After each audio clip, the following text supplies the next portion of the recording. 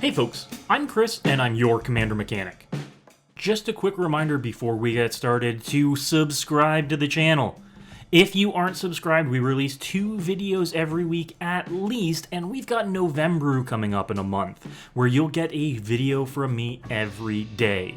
Over 75% of you aren't subscribed to the channel, and if you did, we could triple the amount of subscribers we have here, and I would love that. Remember, quality content for you twice a week. On this week's tune-up, I was asked by patron Tim Conan to take a look at his Purphoros God of the Forge deck. You can find his list linked below. This is an interesting ask because Purphoros is a near and dear commander to me. One of the first tune-ups I ever did for someone else, years before this channel ever existed, was a Purphoros God of the Forge deck that I worked on with my friend Shawn. I've linked his list, which we still tune together, in the descriptions below. Both decks are very different, with a vast range of themes and budgets, but the core concept is the same.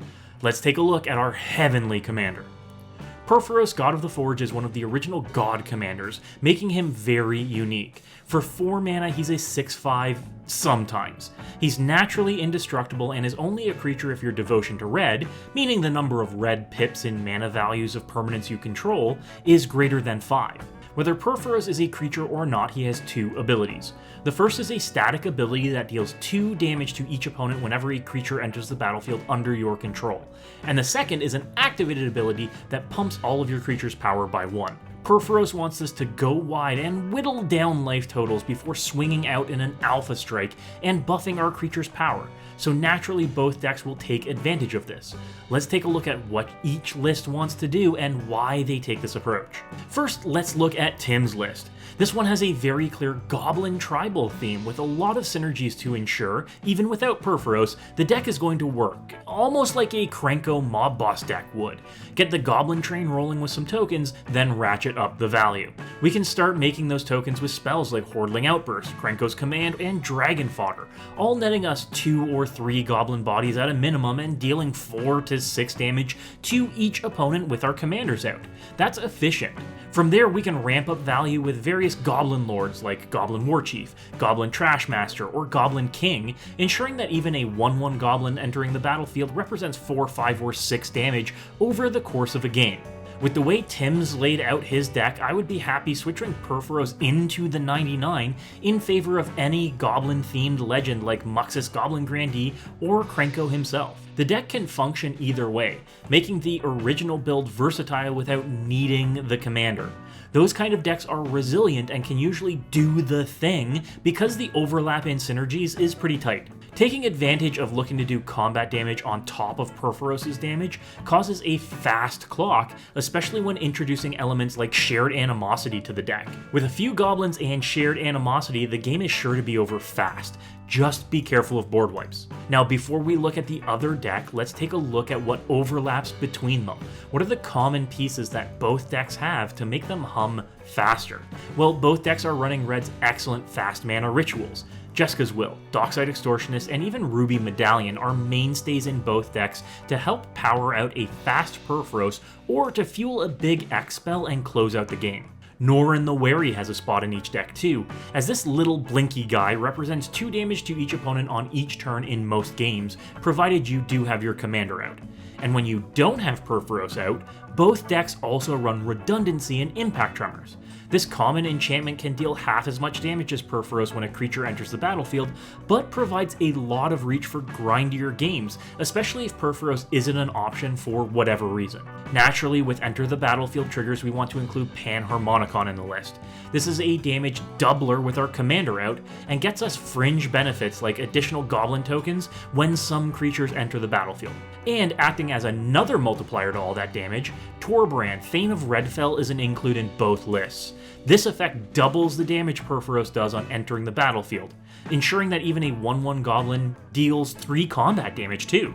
In a mono red deck, it's a must-have.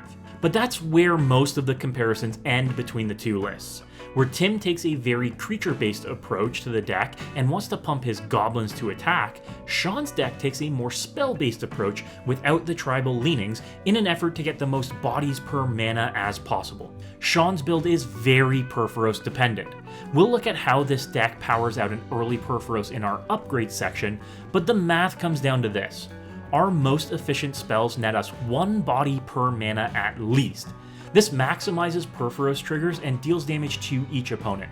The aforementioned dragon fodder being a prime example of this. We pay 2 mana for 2 bodies and 4 damage with Purphoros. That's the damage to mana return we want from this deck. It's more of an all or nothing approach to be certain, but Purphoros in the command zone draws a lot of hate. Players want to rush down the Purphoros player because that player can end the game quickly. 2 damage on enters the battlefield stacks up fast. This approach to the deck, maximizing our mana to bodies ratio, makes us a bit more spell heavy, with a reliance on making tokens regardless of their tribes.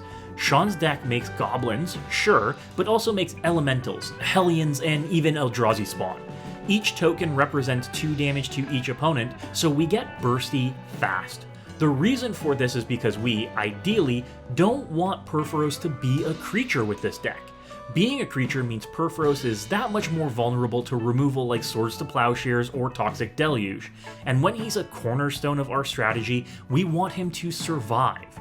We need him to survive because our backup strategies are weaker than they are in Tim's build. Our primary strategy is stronger and more effective, but if that doesn't work, we're stuck with a bunch of wimpy 1/1 creatures. Spells included in the list to maximize damage to mana includes Thatcher Revolt, Kuldotha Rebirth, and Tempt with Vengeance, all getting us more damage than mana we put into them while creating us bodies that stick around. Creatures included in this approach are typically creatures that make more bodies when they enter the battlefield. Emrakul's Hatcher, Mog War Marshal, and Young Pyromancer are all great examples.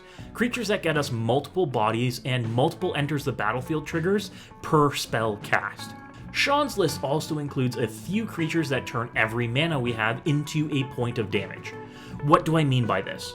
Well, a creature like Grinning Ignis pays for itself. We can return it to our hands for just 1 red mana, creating enough mana to recast it. So we can be paying just 1 red mana and getting an enters the battlefield trigger from Purphoros each time. That's essentially a reusable X damage spell every turn. Tillinalli's Summoner is another example. On an attack, we can pump a bunch of mana into their ability and make a lot of elemental tokens, making the Summoner another X damage on a stick utility. Lightning Berserker, while not quite as repeatable, can be dashed each turn to represent a clock. This is more like a Norn of the Wary approach, where each of our turns we can do a guaranteed 2 damage. It's fine if the game starts getting grindy. A clock is a clock in a mono-red deck. And the last thing you want is to get that clock reset. Opponents gaining life is dangerous for you, because then they might be able to outpace your damage output as you run out of resources. That will let the table gang up on you and eventually take you out. So we've included a few ways to prevent life gain. Leyline of Punishment, Tybalt, Rakish Instigator, and Sulfuric Vortex, to make sure no one is getting out of reach of the mountains and mountains of enters the battlefield effects. Lastly, a few big punches that can fit into any Purphoros deck are Mog Infestation, Hellion Eruption, and Descent of the Dragons. These spells can get you up to twice as many enters the battlefield triggers for each creature you control, turning just 3 creatures into 3 to 6 more Purphoros triggers, and acting as an upgrade to your creatures a lot of the time. These are finishers, since in Shawn's list we won't have creatures strong enough to swing through stalls like we will in Tim's list. This gives us bonus reach with damage and potentially lets us swing better too.